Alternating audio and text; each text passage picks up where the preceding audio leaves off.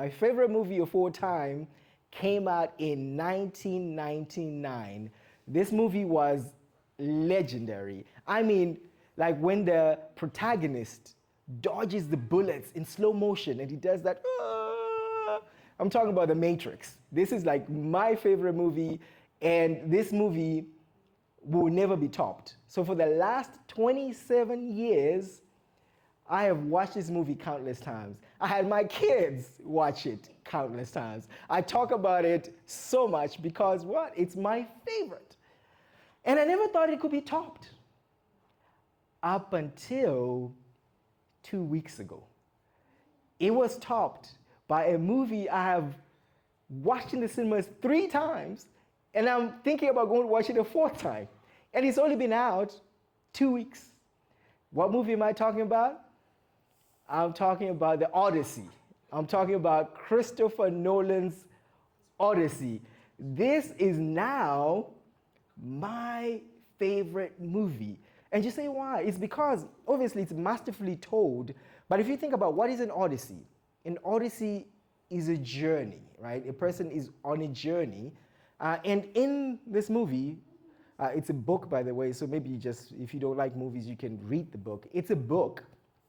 And in the book, the main character, Odysseus, I'm not going to spoil it for anyone, right? This would be like in the synopsis at the back. The main character, Odysseus, goes through challenges and obstacles. And I'm sure you've actually heard of some of these challenges. You've heard of the sirens. Do you know, like those kind of mermaids things that sing the song and they try to entrap you? It is from that movie. So he goes through challenges. He faces giants. He faces storms. He has to face his past. And at the end of it, he's not the same person that he once was. He is different. He has become someone different. As somebody says, like on the next slide, Ralph said, it's not about the destination, but it's about the journey. You see, it's because in the journey, you become somebody different. And depending on how you encounter the obstacles and challenges on the journey, it determines what you're going to be at the end. So on the next slide, so I'm going to ask you this. So in your journey in life,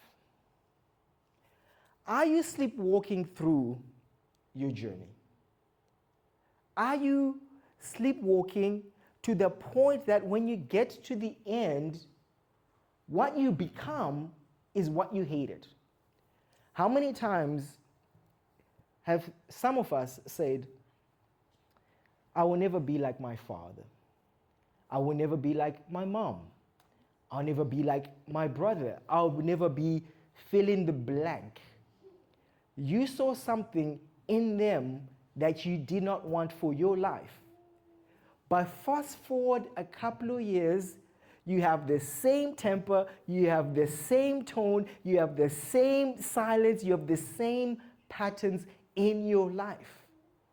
How did that happen?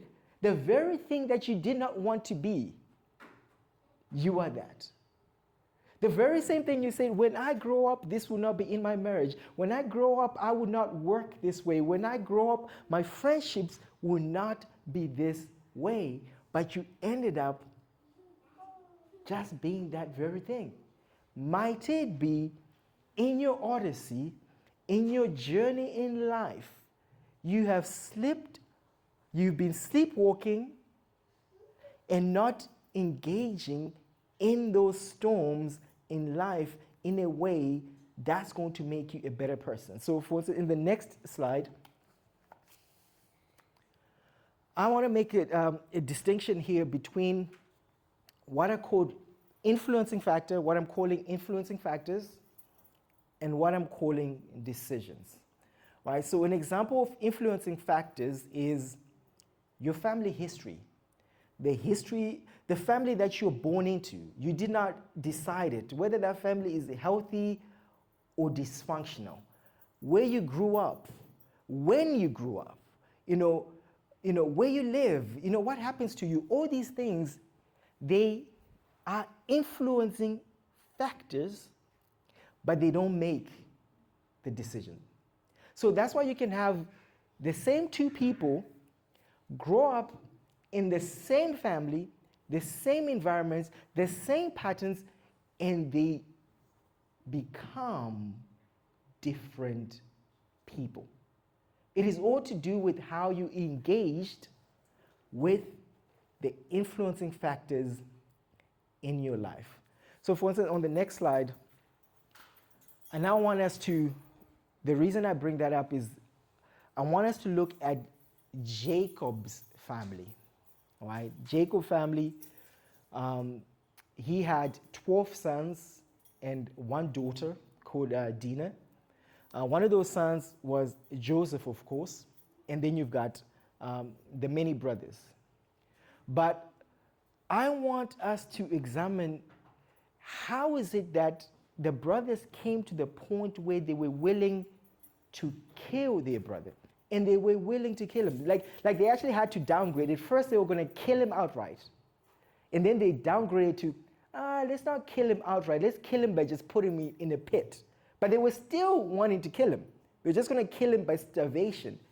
And only greed stopped them from killing him. They're like, oh, let's just sell him to Egypt and make a profit. How did that happen? So let's read. So in verse 23, when Joseph came to his brothers, they stripped off Joseph's robe, the long sleeved robe that he had on, and in 24, then they took him and threw him into a pit. The pit was empty and without water and fire. They sat down to eat a meal. How can you sit down to eat? How can your heart be so hard after what they had just done? But they did this. And actually in the next verses, these are the ones, so when they bring the report to the father, so they bring the report, so they say, then they took the robe of Joseph and slaughtered a goat and dipped the robe in the blood. And then on the next slide, then they sent the robe with long sleeves and they brought it to their father and said, we have found this. Please examine it. Is it the robe of your son or not? And then on the next slide, this is our key verse here. And then Jacob, the father, recognized the robe and he said, the robe is of my son, Joseph. A wild animal has devoured him. Joseph has surely been torn to pieces. Oh, he is so right and so wrong at the same time. How is he right? Yes, wild animals have devoured his son, but not the wild animals that he's thinking of. He is thinking maybe it was a wolf, maybe it was a lion, but it was the brothers that devoured him. So my question is, how did Joseph's brothers become like wild animals? How did they become like wild animals, willing to kill and to sell their brothers? On the next one, might I say to you, it has to do with those influencing factors we're talking about. The influencing factors of when they were hit with these negative influencing factors, they did not react to it very well. So this family is a family that's full of favoritism. This is a family, it's okay to have a favorite movie, but you cannot have a favorite son. But again, the Bible doesn't tell you don't have favorite sons. In this story, it gives you a story of what happens when you have favorites amongst your children. It just ends in a mess. This is a family full of favorites. This is a family full of deception. This is a family full of jealousy. I'm just going to give you a little bit of the influencing factor of just the history of this family. So if we just go back a little bit, one more slide, Mike. Isaac favored Esau. Yeah? And then the mother Rebecca favored Jacob. Thank you. And then on the next slide. All right, so we got that. So that's on the favoritism side. And even Abraham, the great-grandfather, he favored Isaac over a guy called Ishmael, right? And then when we go to the next slide, deception. When we talk about deception, so deception in this family. So the brothers deceive their father. But guess what? Deception runs in the family because the uncle, a guy called Laban, he deceives Jacob. Jacob wanted to marry Rachel, but then he does this switcheroo and gives him Leah, the person that he didn't want. So there's deception. Jacob himself deceives his father to steal a blessing. And then on the next slide, Isaac deceives one king and says, "Do you know, my wife is my sister." So he lies. But guess where he learned it from? He learned it from his father, Abraham. He also lied that Sarah was his sister. Do you see that there's just a pattern of deception? There is a pattern of jealousy. There is a pattern of favoritism. Because, for instance, the wives, Leah, was jealous of Rachel. Rachel was jealous of. So these are the influencing factors that are going on. So on the next slide.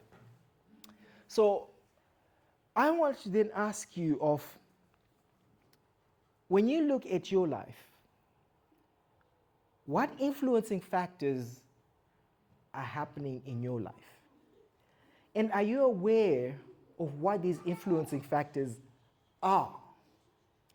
And because if you're not aware of it, if we just go back, if you're not aware of it, you're just going to be copying and pasting things that happened generation in the past and generation past. You're just going to carry that generational cycle or the generational curses. These are influencing factors that are happening. So I just want you to be truthful and reflect on this. What are the cycles that I'm repeating? What are the patterns that I'm struggling with? So for instance, if you struggle, for instance, with gambling, or if you struggle with watching things that are pure on your TVs and laptop, or if you struggle with alcoholism, or if you struggle with just finances, or if you struggle with maintaining relationships, I want you to think back and reflect and go, in my family, is this a pattern? Is this a pattern that runs through my family? When you look at your uncles, when you look at your nieces, when you look at your grandfather, when you look at everyone in your family, are these generational patterns that you are sleepwalking into and copying and pasting them in your life? And on the next slide, sometimes when I meet people and I talk to people, now, whether you're Christian or not, but especially Christians, they would ask this question: is it a sin to watch the Odyssey? Is it, you can set whatever. Is it a sin to watch Game of Thrones? Is it a sin to go to the cinema? Is it a sin to drink Heineken? Is it a sin to play Euro Millions? Might I say to you, like on the next slide, that question misses the mark. Because what might be okay for John to do might not be okay for Sarah to do, because of the different influencing factors that we have in our lives. Like, so for instance, if you come from a family where people have gambled away all their wealth, don't be asking, is it wrong to play the lottery? Is it wrong to do? No, you need to go, given my life circumstances, the specific patterns that I see, what choices are going to help me to become what God is calling you to become? So you see, the brothers didn't pay heed to the influencing factors in their lives, and that led them to become like animals. And that's not what we want to be. We don't want to be like animals. We want to become what God has called us to be. So on the next slide, this is where the title contrarian comes in. So contrarian is a person who deliberately takes an opposing view or rejects the popular opinion of the majority. So if you're in a family where you just see brokenness and brokenness and brokenness, you see absent fathers, absent fathers, absent fathers. You see broken marriages, broken marriages. You see alcoholism, alcoholism. You see gambling, gambling. If you see that pattern, you need to be a contrarian and not become like a wild, ferocious animal, but become what God has called you to be. So in the next slide, before you think it's all doom and gloom, it's not all doom and gloom because patterns can be broken. And Joseph is the first person we will see as we go through this series who breaks the pattern.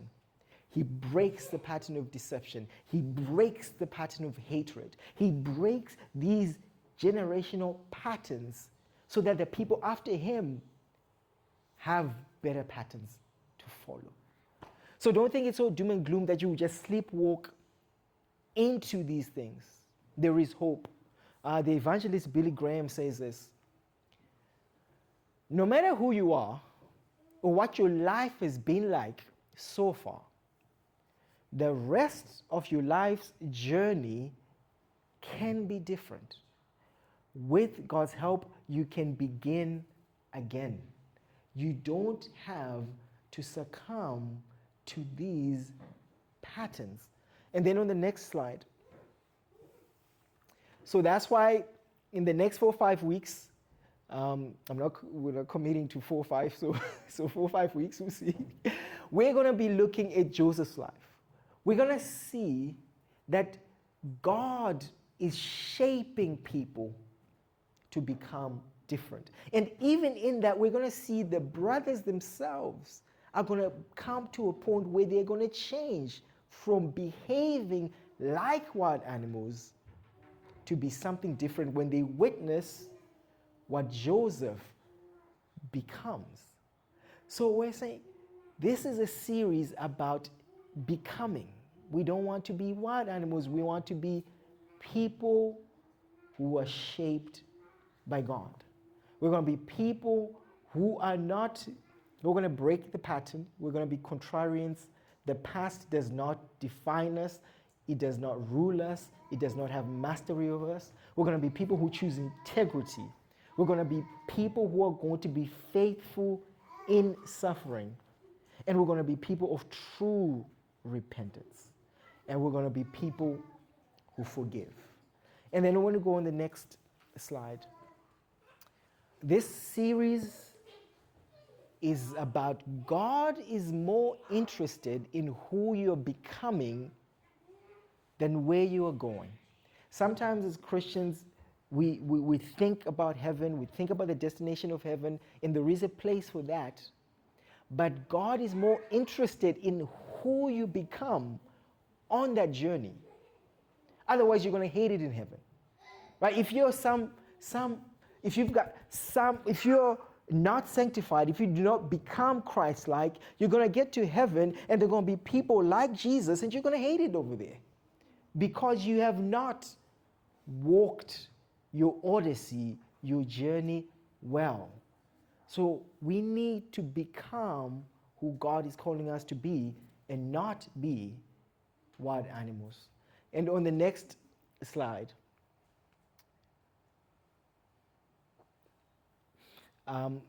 so before I read out this slide, I wanna finish up with this illustration. I'm sure you've heard about compound interest.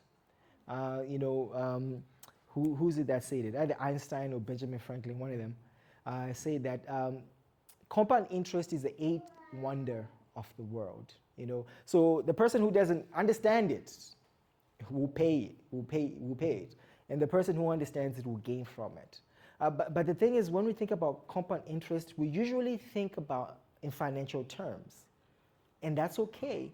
But we need to think about compound in the sense of the decisions that we make. So if we think about compound interest, right? If you have compound interest on credit card debt, you're in trouble.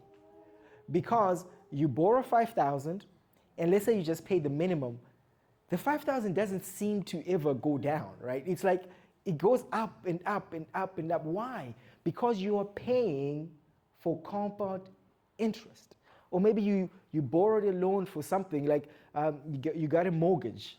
They give you 2,000, but the end of the mortgage you've paid like not 2,000, 200,000. You borrowed 200,000, but by the end of the life of the mortgage you've paid like 600,000. You're like, what the heck is going on?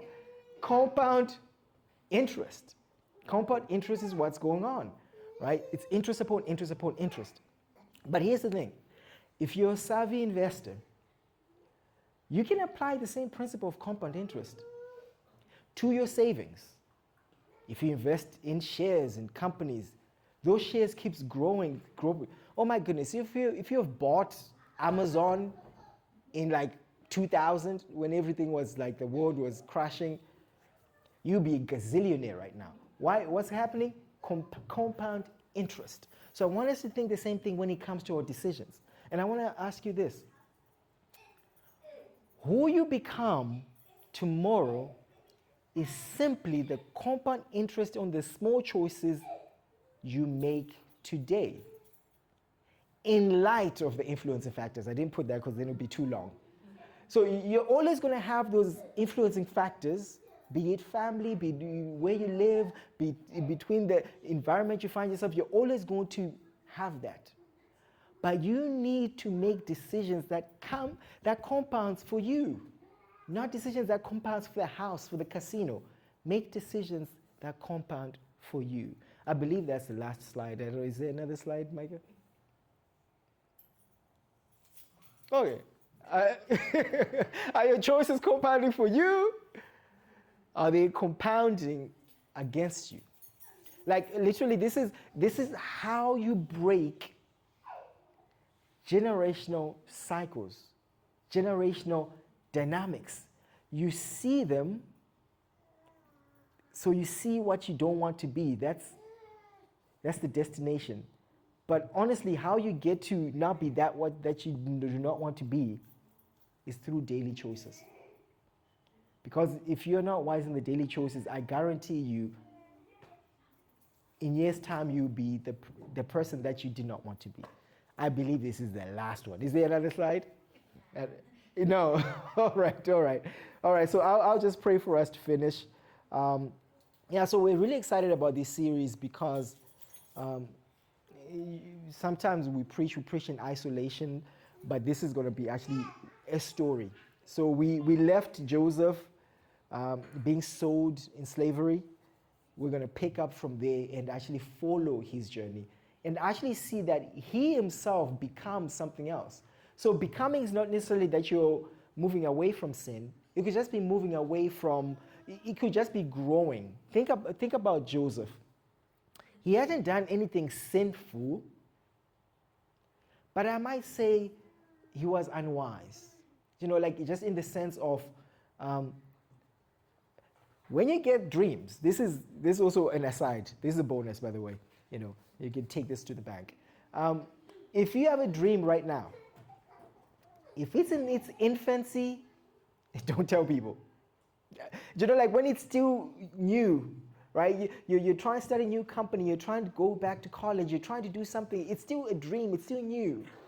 If you tell it too quickly, people will argue against that. Oh, you want to go back to school at your age? Oh, who would do that? So when it's still small, don't tell it. When you've already enrolled in college and you're going to be starting in a month's time, guess what, guys? I'm going back to college. They don't say nothing. So that's just an aside. But like the thing with Joseph, you can see that he's young, he's a bit naive because he keeps telling these dreams to his brothers. The dreams are quite obvious, and the brothers are already mad at him. They're already kind of hating him they should really be taking it up with the father, but they're taking it up with Joseph. And Joseph tells them the dream. Okay, maybe tell them the first one.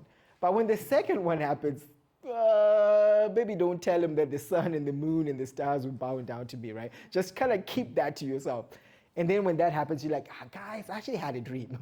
So in him, you actually see a growing, because later in life, not to spoil it, but later on, Joseph is going to see his brothers. But this time he's much wiser. He just doesn't reveal himself and goes, ta-da, here I am. He doesn't do that. He actually tests them to see have they changed. Only when he sees that they have changed does he reveal himself. So even he becomes much wiser.